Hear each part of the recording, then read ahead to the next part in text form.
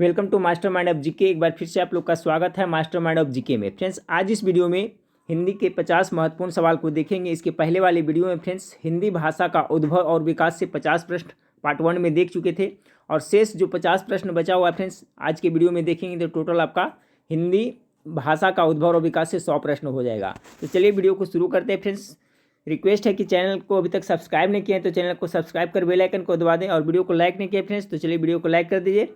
Guess करते चलिएगा। तो 50 नंबर सवाल पहले वाले वीडियो में देख लिए थे। निम्नलिखित में से कौन सी बोली उत्तर प्रदेश में बोली जाती है? तो उत्तर प्रदेश में जो बोली जाती है फ्रेंड्स आपका कनौजी बोली जाती है। 51 नंबर सवाल से देखिए फ्रेंड्स कि हिंदी दिवस इस दिन मनाया जाता है। हिंदी दिवस कब मनाया जाता है गेस कीजिए।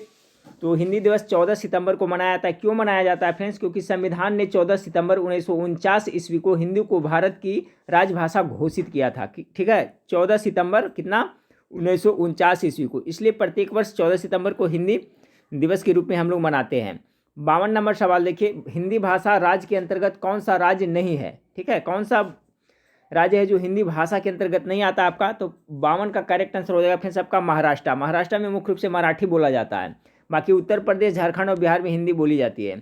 53 नंबर सवाल को देखें, संविधान के किस अनुच्छेद में हिंदी को राजभाषा तथा इसकी लिपि देवनागरी को स्वीकार किया गया है? 53 नंबर सवाल का होगा फ्रेंड्स आपका अनुच्छेद 343 में। ये आपका कहा गया है कि आपका संविधान आपका जो हमारी भाषा होगी जी राजभाषा हिंदी होगी और लिपि कौन सी होगी? तो देवनागरी होगी। ठीक है, कितना अनुच्छेद 343। 53 का करेक्ट आंसर सी हो जाएगा। 54 नंबर सवाल को देखिए फ्रेंड्स कि पूर्वी हिंदी क्षेत्र में कौन सी बोली नहीं बोली जाती है? पूर्वी हिंदी क्षेत्र में तो 54 का करेक्ट आंसर हो जाएगा फ्रेंड्स जयपुरी। जयपुरी है जो आपका पूर्वी हिंदी क्षेत्र में नहीं बोली जाती है। पूर्वी हिंदी क्षेत्र में बोली जाने वाली भाषा है अवधी है फ्रेंड्स, छत्तीसगढ़ी है और बघेली है। ठीक है, जयपुरी आपका नहीं है। अगला सवाल को देखिए 55 नंबर सवाल को। 55 नंबर सवाल आपका है, हिंदी भाषा को विकास को कितने कालखंडों में विभक्त किया गया है? 55 का तो ये टोटल 3 कालखंडों में विभक्त किया गया। ऑप्शन नंबर डी इसका करेक्ट आंसर हो जाएगा। 56 नंबर सवाल को देखिए। 56 नंबर सवाल आपका है कि ब्रज हिंदी का विकास किस उपभाषा के अंतर्गत आता है? तो 56 नंबर सवाल का जो करेक्ट आंसर होगा ऑप्शन नंबर सी पश्चिमी हिंदी होगा। ब्रज हिंदी की विकास उपभाषा के अंतर्गत आता है। किस उपभाषा का? तो पश्चिमी हिंदी का। 57 नंबर सवाल, खरोष्ठी लिपि की उत्पत्ति किससे हुई है? खरोष्ठी लिपि की उत्पत्ति है जो फ्रेंड्स आपका अरमाइक लिपि से हुई है। इसलिए करेक्ट आंसर 57 का ऑप्शन नंबर सी हो जाएगा। अगला सवाल आपका है 58 नंबर, पाली भाषा की समय सीमा मानी जाती है। पाली भाषा की जो समय सीमा कब से कब मानी जाती है? तो 500 ईस्वी पूर्व से प्रथम शताब्दी तक मानी जाती है। ऑप्शन नंबर बी इसका करेक्ट आंसर हो जाएगा। 59 नंबर सवाल, खड़ी बोली को प्रधानता देने में सर्वाधिक योगदान रहा है तो किसका रहा है? कौन सा समाज का फ्रेंड्स? तो 59 का हो जाएगा आपका आर्य समाज का। ठीक है, खड़ी बोली को प्रधानता देने में सर्वाधिक योगदान जो रहा है आपका आर्य समाज का। आर्य समाज जिसके संस्थापक महर्षि दयानंद सरस्वती थे। 60 नंबर सवाल, हिंदी को आर्य भाषा का दर्जा देने वाले हैं तो हिंदी को आर्य भाषा का दर्जा कौन देने वाले हैं?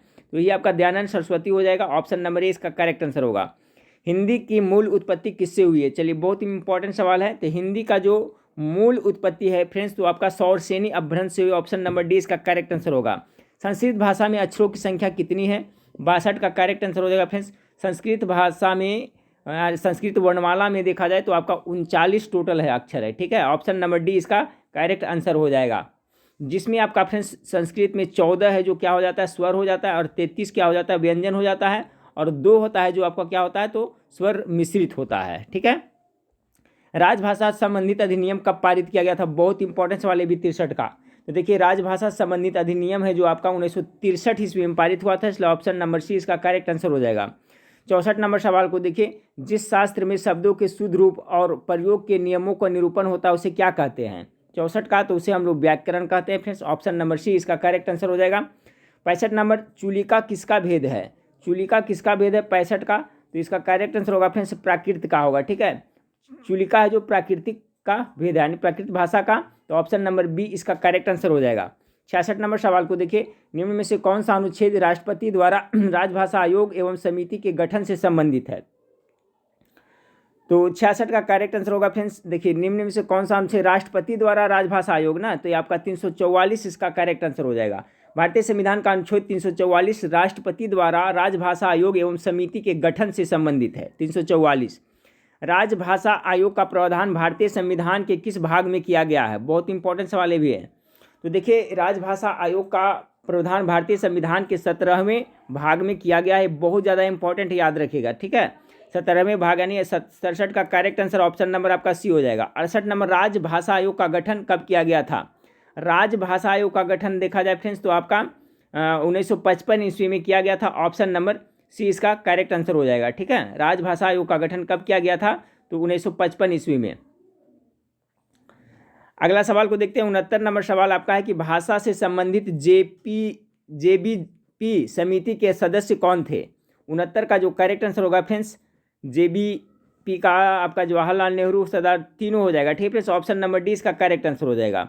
भाषा संबंधित जो जेबीपी समिति थी उसके सदस्य पंडित जवाहरलाल नेहरू, सरदार वल्लभ भाई पटेल और पट्टाभी सीतारमैया भी थे।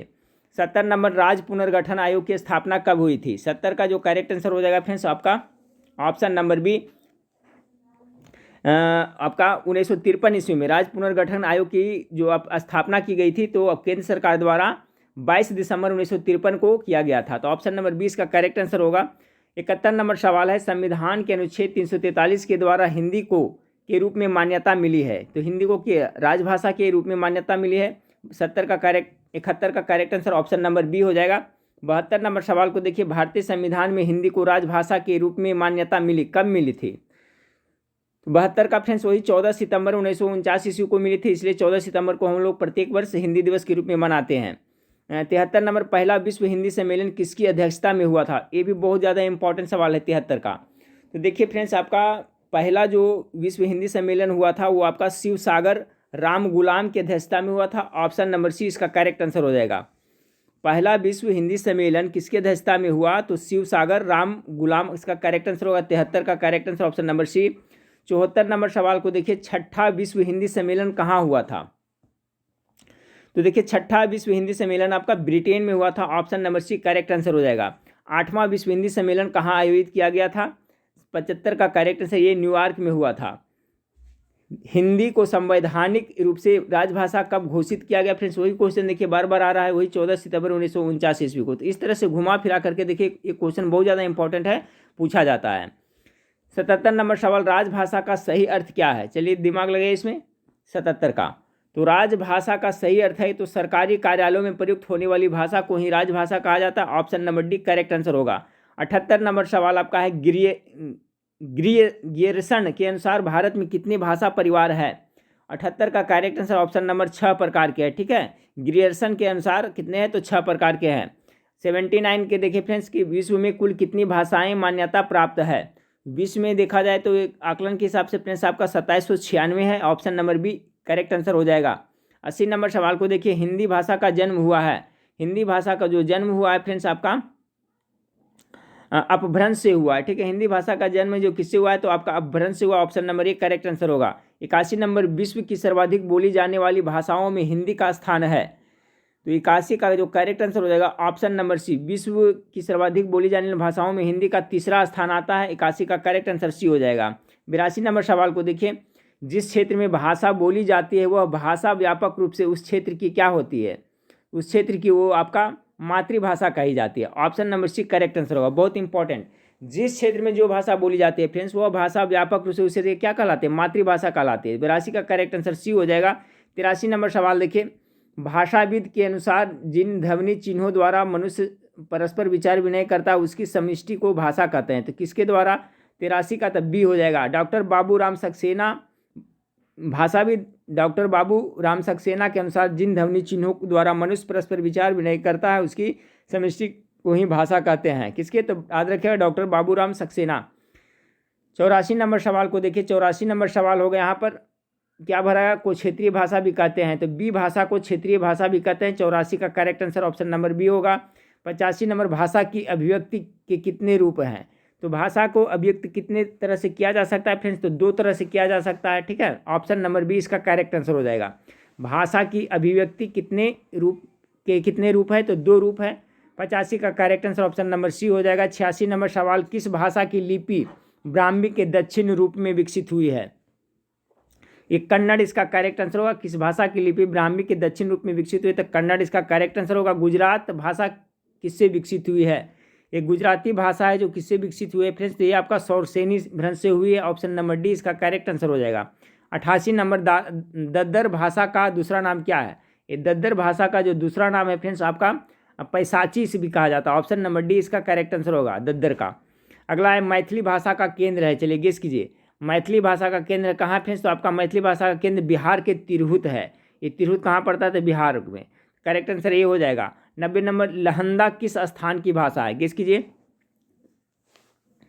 तो लहंदा है जो फ्रेंड्स आपका पंजाबी भाषा का है। तो करेक्ट आंसर क्या हो जाएगा फ्रेंड्स? आपका ऑप्शन नंबर बी होगा। ये आपका पश्चिमी पंजाबी का, पूर्वी नहीं। ये लहंदा है जो किस स्थान की भाषा है? तो पश्चिमी पंजाब की है, ना कि पूर्वी की, इसलिए option number B correct answer होगा। 91 नंबर सवाल, बिहार भाषा किस भाषा से अधिक संबंध रखती है? 91 का।